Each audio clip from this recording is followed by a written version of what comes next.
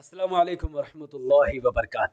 अल्लाह के नाम से शुरू जो बड़ा कृपालु और अत्यंत दयावान है। मैं हूं मोहम्मद हफीज अंसारी और आप देख रहे हैं द पॉलिटिकल। कुछ ही दिनों में शायद बिहार में नीतीश कुमार की सरकार गिर सकती है। ऐसा इसलिए कह रहा हूं क्योंकि जीतन राम मांझी जो कि एनडीए के सदस्य हैं, उन्होंने नीतीश कुमार को इनडायरेक्टली डायरेक्टली अल्टीमेटम दे दिया है।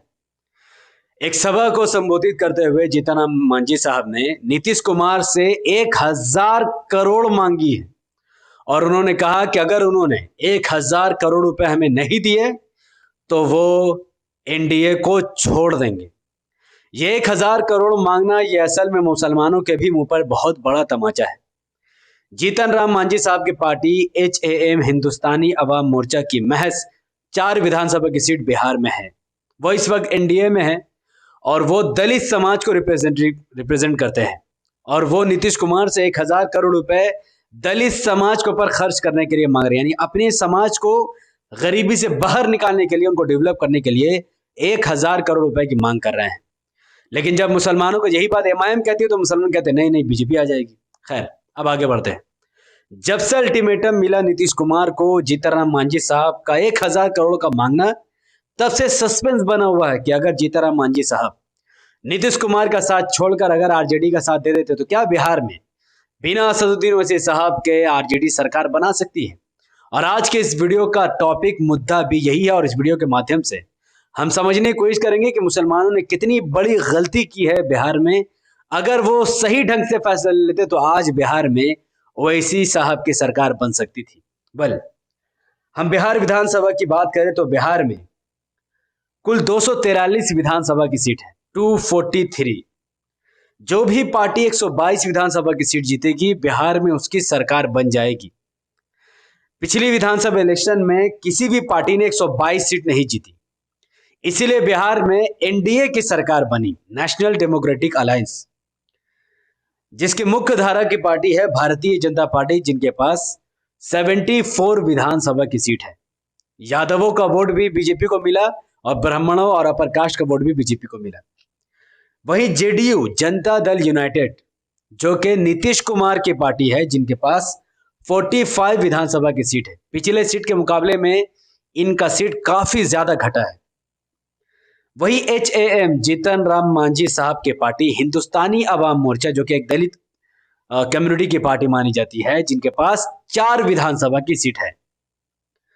वही VIP, विकासशील इंसान पार्टी के पास 3 विधानसभा की सीट है, जिस VIP का भी इस वीडियो में बहुत अहम रोल होगा, जो कि मैं वीडियो में आगे डिस्कस करूंगा।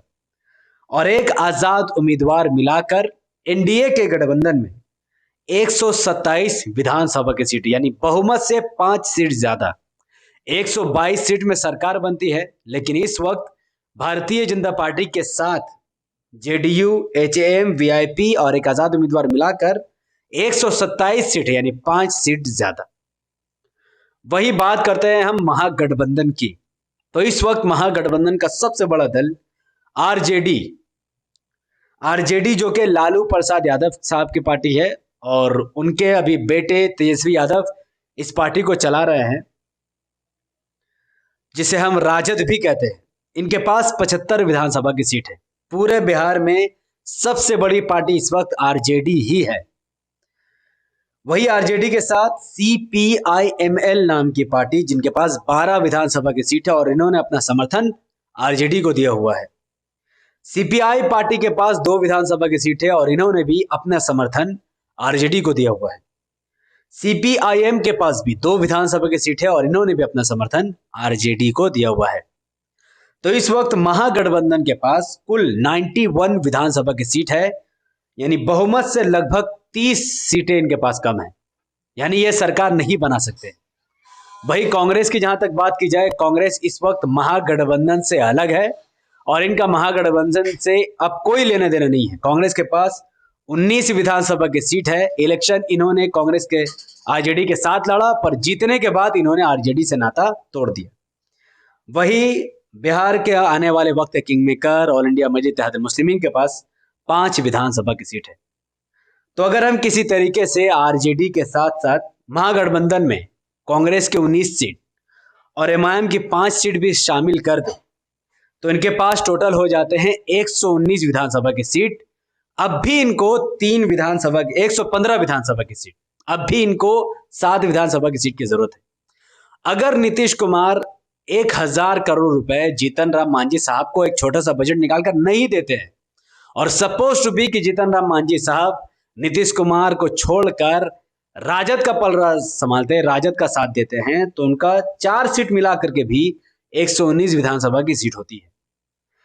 यानी जीतन राम मांझी साहब अगर एनडीए छोड़ दे और महागठबंधन का हिस्सा बन जाए तो भी 119 सीट होती है और राजद यहां पर सरकार नहीं बना पाएगी। जैसा कि मैंने वीडियो के शुरू में कहा कि वीआईपी एक बहुत अहम रोल अदा कर सकती है। अगर वीआईपी अपना 3 सीट का समर्थन दे दे तो बेशक 122 सीट के साथ आरजेडी बहुमत से सरकार बना सकती है, महागठबंधन की सरकार बन सकती है।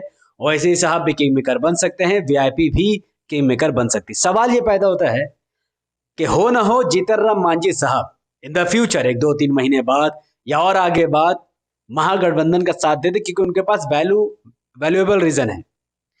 पर वीआईपी क्यों आरजेडी का साथ देगी?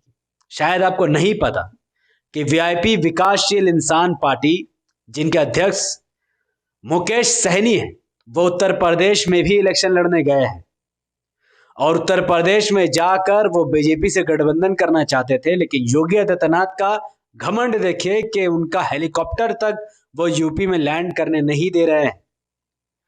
वीआईपी आमतौर पर मछुआरों की पार्टी मानी जाती है और वीआईपी उत्तर प्रदेश में इस वक्त बीजेपी के खिलाफ कैंडिडेट उतारने वाली, और बीजेपी भी वीआईपी के खिलाफ कैंडिडेट उतारने जा रही है।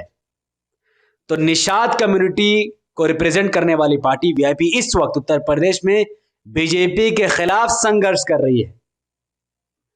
तो अगर तेजस्वी यादव किसी तरीके से अपना एक्टिविटी दिखाए, जीतन राम मांझी साहब से ये कहकर उन्हें गठबंधन में शामिल करने की कोशिश करें कि 1000 करोड़ वो तो नहीं दे रहे, लेकिन अगर वो महागठबंधन का साथ देकर उनकी सरकार बनाते हैं तो 1000 करोड़ रुपए जीतन राम मांझी साहब को बजट से निकाल के तेजस्वी यादव दे दे तो वो उनका साथ दे देंगे। वही वीआईपी से अगर वो गठबंधन करे कि जो भी पुरानी गलती हुई, क्योंकि तेजस्वी यादव के घमंड की वजह से ही वीआईपी के अध्यक्ष मुकेश सहनी एनडीए का हिस्सा बने थे। अगर तेजस्वी यादव अपना घमंड को तोड़कर वीआईपी मुकेश सहनी से माफी मांगे और उत्तर प्रदेश का उदाहरण देकर बीजेपी को उनसे दूर हटवाकर बिहार में उनका समर्थन ले ले, तो फिर 122 विधानसभा की सीट हो सकती है। तो at the end of the day RJD का 75, सीपीआईएमएल के 12, सीपीआई के 2, सीपीआईएम के 2, इंडियन नेशनल कांग्रेस के 19, एमआईएम के 5, हिंदुस्तानी अवाम मोर्चा के 4 और वीआईपी के 3 सीट मिलाकर 122 सीट के साथ बहुमत से बिहार में महागठबंधन की सरकार बन सकती है, जिसका किंग मेकर एआईएमआईएम होगी, वीआईपी होगी और एचएएम होगी। लेकिन मैं फिर कहता हूं कि ये तभी होगा जब राजद के प्रेसिडेंट तेजस्वी यादव एक्टिव होंगे। अगर वो अपना महल में सोता, हाल ही में तेजस्वी यादव ने शादी की है और एक नई जिंदगी वो शुरुआत करने जा रहा है। मेरा यही मानना था कि उसको शादी भी करना था तो पहले उसे बिहार में अपनी सरकार बनानी थी, फिर उसे शादी करना चाहिए था। खैर, अब उनकी लाइफ, उनकी मर्जी है, वो अपना परिवार में बिजी रहे, लेकिन इस वक्त उनके पास बहुत बड़ा मौका है। कहते हैं ना कि लोहा गर्म है, उन्हें हथौड़ा मार देनी चाहिए। अब इन तमाम आंकड़ों को हटाकर मैं एमआईएम के 5 विधानसभा की सीटों पर बात करना चाहूंगा। सीमांचल के जिन गयूर मुसलमानों ने एमआईएम को 5 विधानसभा की सीटों पर कामयाब किया, उन्हें तो लाखों करोड़ों सलाम। लेकिन जिन लोगों ने एमआईएम को छोड़कर कांग्रेस को वोट दिया था या जेडीयू को वोट दिया था, उनको क्या मिला? आज हिंदुस्तानी अवाम मोर्चा अपने कम्युनिटी के डेवलपमेंट के लिए 1000 करोड़ रुपए का डिमांड कर रही है, जबकि उनके पास सिर्फ 4 सीट है। वही एमआईएम के पास 5 सीट है। अगर मुसलमान इनका साथ देते तो कम से कम 20 विधानसभा की सीट भी अगर इन्हें जिता देते तो आज आरजेडी को सिर्फ एमआईएम के साथ मिलकर ही सरकार बना लेना था, पर ऐसा हुआ नहीं। तो इसीलिए इन तमाम हादसों को देखते हुए मुसलमानों को होश का नाखून चबा लेना चाहिए और आगामी विधानसभा इलेक्शन, बिहार के विधानसभा इलेक्शन या फिर लोकसभा इलेक्शन हो, जहां पर मुस्लिम बहुसंख्यक सीट हो, जहां पर एमआईएम अपने उम्मीदवार उतारे, तो बिना संकोच करे, बिना किसी कंफ्यूजन के आप एमआईएम को वोट दें। क्योंकि एमआईएम को जितना ज़्यादा आप सीट देंगे उतना ज़्यादा सरकार में आपकी हिस्सेदारी होगी और उतना ज़्यादा आपकी बातों को सुना जाएगा।